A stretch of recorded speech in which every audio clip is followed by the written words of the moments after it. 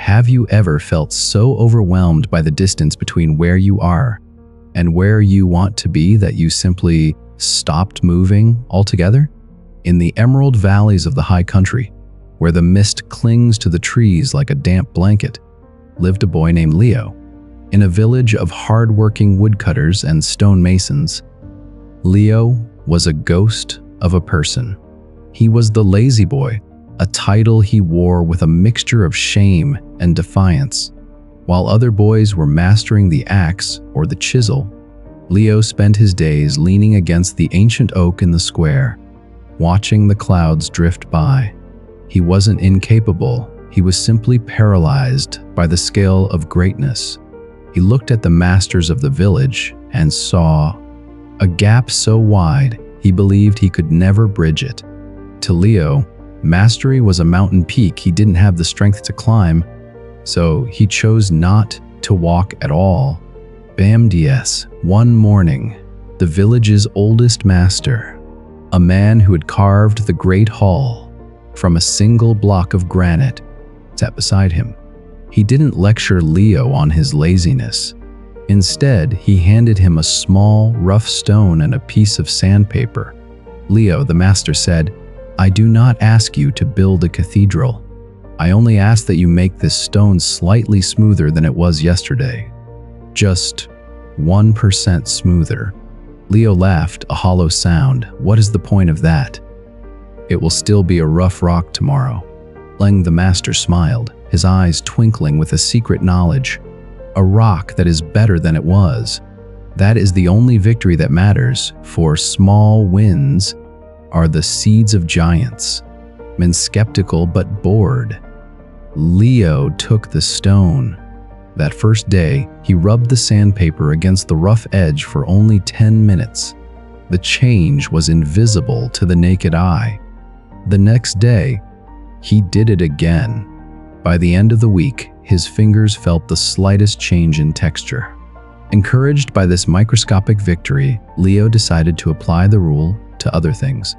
He didn't try to become a master woodcutter overnight. Instead, he committed to learning just one type of knot.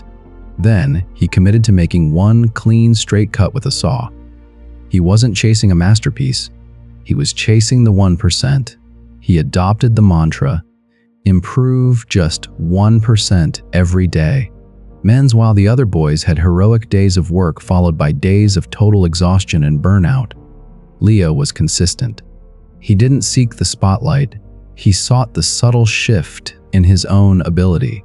He began to realize that laziness wasn't a lack of energy, but a lack of direction. By focusing on a tiny, manageable goal, he had removed the fear of failure that had kept him pinned against the oak tree for years. Years passed. The lazy boy was forgotten, replaced by a young man who moved with a quiet, terrifying efficiency. One day, the king's architect arrived, seeking a craftsman to build the Gate of the Sun, a project so complex it required hundreds of perfectly interlocking wooden joints. The strongest men in the village failed.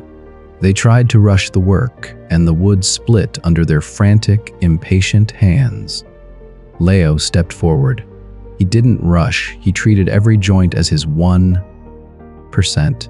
He carved each piece with the patience of a man who knew that 1,000 small perfections create one massive masterpiece.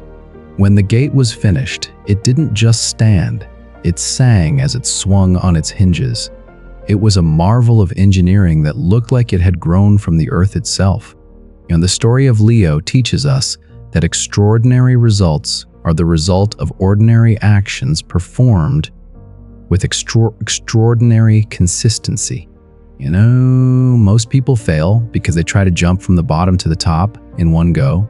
Real power lies in the small, daily increment.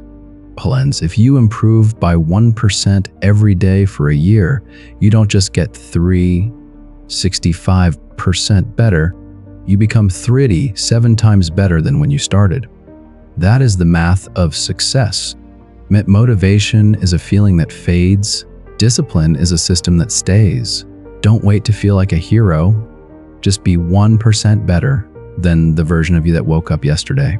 You do not need to be great to start, but you must start small to be great. Success is a marathon of inches, not a sprint of miles.